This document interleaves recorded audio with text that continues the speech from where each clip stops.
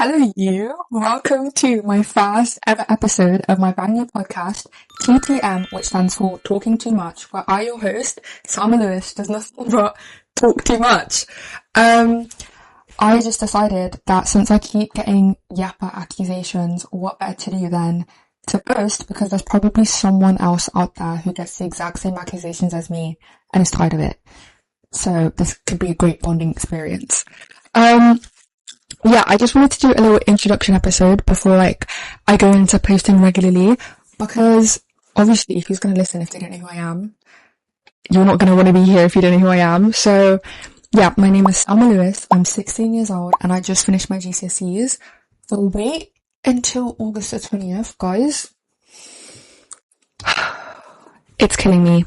It is very, very much killing me. It has been eating me up inside, having to think that not my whole future, obviously GCSEs aren't the end of your life, but as for right now, the wait, I can't do it. I don't think I'm good with suspense, that's all. I don't know how to build suspense, and when suspense is built around me, it breaks my heart a tiny little bit, because I'll go crazy.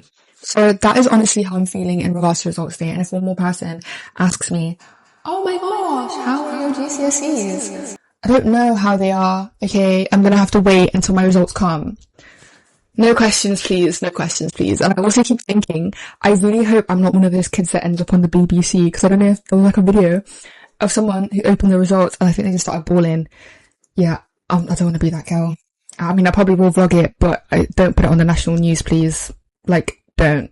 You can keep my results, actually. I don't even want them. If I failed, don't show me what my results are. Keep the envelope. Keep the information to yourself. Sometimes we need to stop doing TMI and sharing everything. Keep the information away from me, please. I'm glad I got that out. Yeah, so I've just finished my GCSEs. I'm starting my apprenticeship in engineering. I'm doing a machinist role, level 3 in September. And hopefully, by God's grace, everything will go smoothly and I will be able to start in September. I am so excited. I have already got the vision. I can taste it. Can I taste it? I can taste it. Close my eyes. I can see the vision right now. I'm thinking money, prep, money. Yes. I can see it. I hope you saw it too. I tried to describe it to you as much as I could, but I'm not gonna lie. Being a teenager and having no money in this economy is eating away at my soul. I am, a slight bit of me is chipping away day by day, because there is nothing for me to do. There is nothing fun for me to do that costs literally £1. And even the £1, I don't have it. So yeah, there's just nothing for me to do. And I live so far away from most of my friends. So yeah, it's just a lose-lose situation. It is not looking very good, but it's okay, because you have to speak positive out into the world. If you speak out, can you see the positive energy rays just coming off of me? Speak it out, and that's what will happen. Yeah, so fun fact, I actually filmed a whole 20 minutes of me talking, of me having conversation. I was trailing off on so many different topics. My little sister came in. I have a little sister. Her name is Ayiri. She's 3 years old. She's 4 in October. And this girl just loves to terrorize me. I feel like that's what she was put on here for. She was put here to humble me, which I don't even think I need the humbling, that severely. But clearly that's what she's here for. She just terrorizes anything and anybody. So yeah, she came in. She even, she had a feature on the pod, my first ever pod guest. And I filmed the whole thing on mute. I forgot to switch the mic on. So now I have to find new fun facts to talk about, to do with myself, and I have to find a different topic, because I don't want to sound rehearsed. I don't want to do the same thing over and over again. Anyways, whatever. Why did I decide to start this podcast? Now, I obviously said in the beginning, I am always getting yapper accusations. And that is true, because all I do is yap. I talk to myself. I talk to strangers. In the shops, I'll make conversation with whoever's scanning my stuff. What are they called? Cashiers. I will make conversation. It literally doesn't matter, any time or any place. I will find a way to talk. Even if I'm not supposed to be, I'll find a way. So, I think it's different because now it just means I can stay in my room and still enjoy my talking, because the outside is not that fun. I'm saying this because I'm a little bit bitter, but still, there's nothing for me to do outside, so why not just talk into my room? Because if somebody else out there is like me, I hope and pray somebody else out there is like me. And if they're not, yeah, then I haven't really thought that far. But no, yeah. Podcast, that was one of my reasons. One of the other reasons is, guys, why does nobody talk about how hard it is to make friends as a teenager in this day and in this world? Please, somebody tell me. Yeah, I don't know if I'm the problem. Is it me? I don't think it is. I really don't think it is. Like, the arrows of who the problem is are pointing to everything else but me. It's not me, I promise. I really, really do promise. I feel like trying to, like, especially for the past 2 years, for me, trying to comfortably make friends, don't take this the wrong way, guys. I do have friends, like, I promise. I do. I just mean, like, new friends. Okay, don't start feeling bad for me. I promise I do have friends. Anyway, trying to make friends and, like, properly socialize with people when they're already in their own, like, solidified friendship groups is the hardest possible task known to man, especially if you're trying to interact with boys. Even if it's just not in that way, I just want a mate, okay? I just want friends. I just want to meet friends. And boys are literally the hardest people to try and make friends with, because it's either they'll think that you want something else, or the immediate reaction is just, she's too much, she's weird, she's this, she's that. So it's kind of just like, okay, what am I supposed to do? And then with girls, it's even harder, because it's like, you go for the normal route. Oh my gosh, you're so pretty. And then what after that? What am I supposed to do after I say that? Because then it's just basic surface level conversation, and then they go back and do their own little thing, which is fair enough. But, like, guys, I don't know. And I feel like I tend to try and, like, tone down. It's either I overscale my personality, like I get completely comfortable within the first 5 minutes just to show that, like, I am actually a chill person. I promise I am actually chill. Or I will be too scared to be too comfortable, so then I'll downplay it, but then in me downplaying it, I just seem boring, or like I just seem shy, which I'm not boring or shy. At least I don't think I am. I've never got boring accusations. I've been called crazy. I've been called evil before, which I'm called for. I am not, but I've never been called boring. So I promise I'm not. I really do promise. But yeah, so it's just really, really hard. And I'm sure there's somebody else out there who's, like, watching everybody in their big fat friend groups posting, going out, or, like, just doing a whole lot of things. And they're probably thinking, like, where are my friends? I am that somebody. So what better than to be that's, like, the friend for somebody else? I don't mind. I want to build, like, a whole little community or a whole little circle of people who just value friendship and vibes and just being chill. And if you don't have any other friends, like, you know, in the actual world, then be friends with me. If you've gotten this far in the video, yeah, I'm watching you. If you've gotten this far in the video, just know we are friends now. You don't have a choice. You literally don't have a choice. You have got into 8 minutes of me talking. That means you have to be my friend. That means we're already friends. I'm not sure what level we're at. I wouldn't say we're best friends yet. Don't skip that far. But we can make it. We can scale up over time, you know. But as of right now, we are friends. You've got no choice. Sorry, you've got no choice. So yeah, that was another one of my reasons. But then I also just think, like, I don't really know. I think it's just fun. I am such a vloggy person. All of my camera roll, my storage has gone overfill. I don't know how many times because of how many videos I vlog. There was a point where I had 3 cameras and I filmed vlogs on every single one of those cameras almost every single day for, like, I don't even know how long. And then I also take a bunch of social media breaks. Like, last year I deleted TikTok, Instagram and Snap for 2 whole months. Dare I say the best 2 whole months of my life? Maybe it was. Because I'm not gonna lie, like, it kind of just forced me to be, like, genuinely social with people, not only in real life, but then the friends that I maybe haven't messaged, that I still have their phone numbers. It prompted me to send them a text and be like, how are you doing? And I think I just interacted with people, like my family, the people around me. I just did it way more. I read way more books, and like, it also just made me realize I'm not actually that addicted to social media as much as I think I am. Anybody right now who says that they're addicted to social media, you might think that you are. I guarantee you, delete every single thing for like a week. The first 2 days, you're going to have withdrawal symptoms. You're going to be feeling like you're itching, you know, like a little bit of an addict.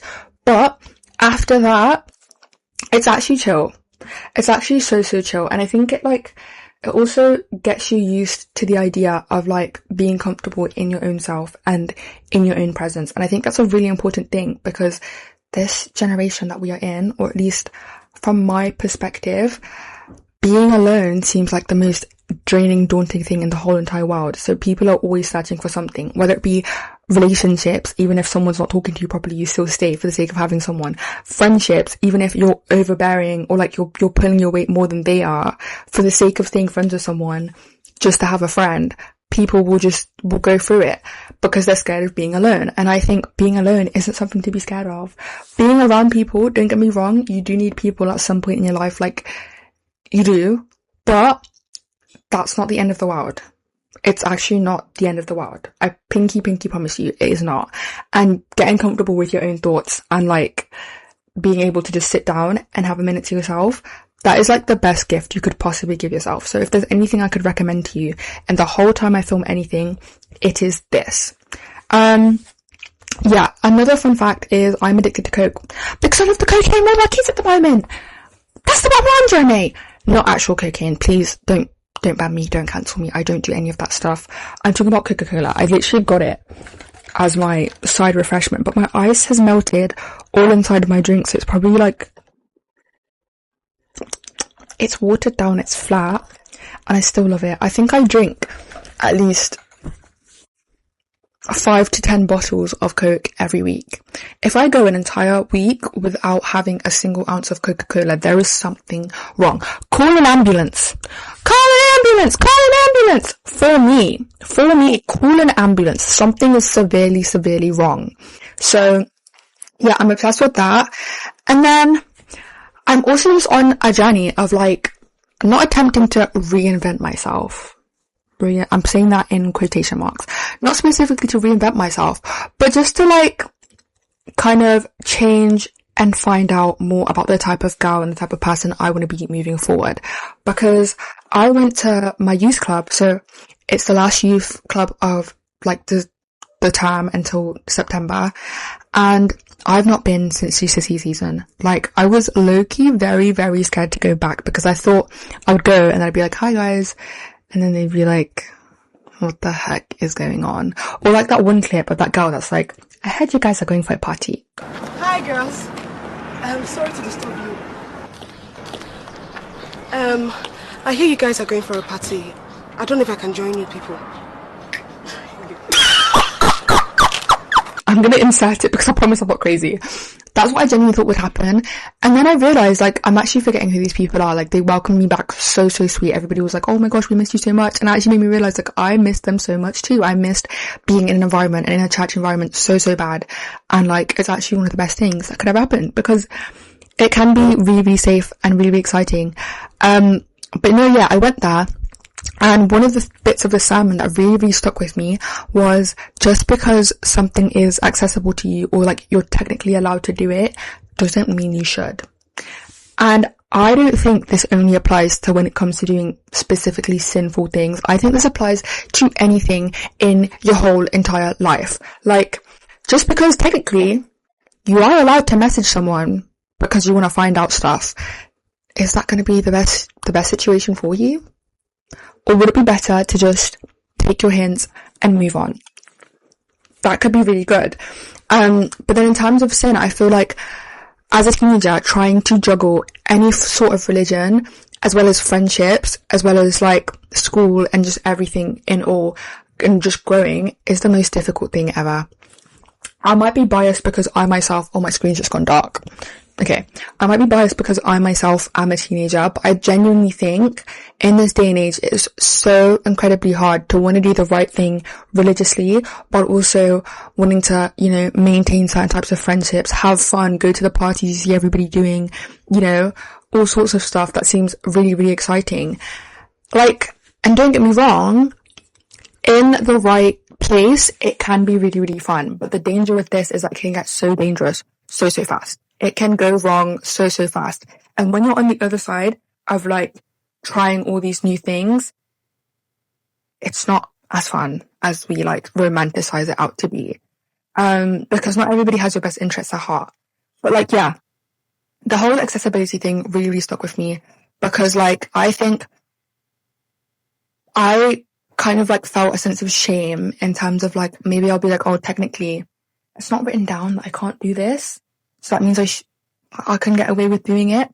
But if you have to live your life on a technicality, then your answer clearly is a no. If you don't get a definite yes, your answer is a no. I think maybes don't exist. In my personal opinion, maybes don't exist. If your answer isn't a yes, then it's a no. Like, that's all it is. So if you have to live on technicalities, you're not living properly. You're just not. You're not seeing the light in the life. You've just not seen it.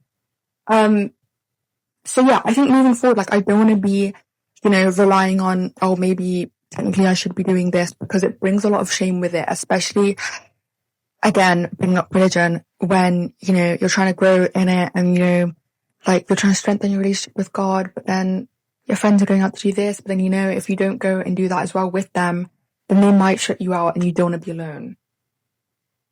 Newsflash, there's actually nothing wrong with being alone. But if you get so stuck in your head and keep saying it's so bad, then yeah, it's going to feel horrible. And I don't think this just applies to Christianity. I think it applies to any religion that anybody is in. I think like just the guilt you feel, I don't know why, but I think it's just so intense, even over the littlest, tiniest things that you said you weren't going to do again. You just feel so ashamed to go back. But I think that everybody should realize the reason why you follow these religions and the reason why you believe these things is because the God that you serve and the God that you follow is someone that you should feel kind of safe and like happy to come to, even if it means you do have to, like, you know, be a dog, put your tail between your legs and, you know, come back and apologize. You serve someone that wants to hear your apology. I think acknowledging self-conviction is the best conviction possible. If you acknowledge that you've done something wrong and you're able to be mature enough to go and apologize for it, that's like the best thing you could do. That's the best thing you can do, because all you can do is apologize and then change your actions from there. If you say sorry and you don't do anything about it, yeah, bore off, mate. No point doing that. But yeah, there's also that. And like, no, there's just so many things that I think go into trying to, you know, grow up right now and also trying to navigate it properly, because there's so many things that we see online or just even in school, like all these relationships, everybody seems to want one. And it's like, guys, like, there is actually more to life. And don't get me wrong, I was one of those people. I'm holding my hands up. Arrest me, take me away. I was one of those people. I thought if I wasn't happy in my life, as soon as I get a boyfriend, my problems will be sorted. Yeah, any issues that I had, they'll be gone. But that's not true. You have to find the issues within yourself and you have to fix them. Wait, guys, was that inspirational? Wait, bring out the fireworks. That was kind of good. Okay, my bad, guys. Anyways, yeah, and I also wanted to talk about, I got absolutely outfit mugged at church the other day because everybody dressed up for the last one of the term, and I had to go to Leamington to go see the Odyssey. Oh my gosh. If there's anything I can recommend you, the Odyssey. Anything to do with Greek mythology, any Greek mythology. Let's take a break. Let's take a breather.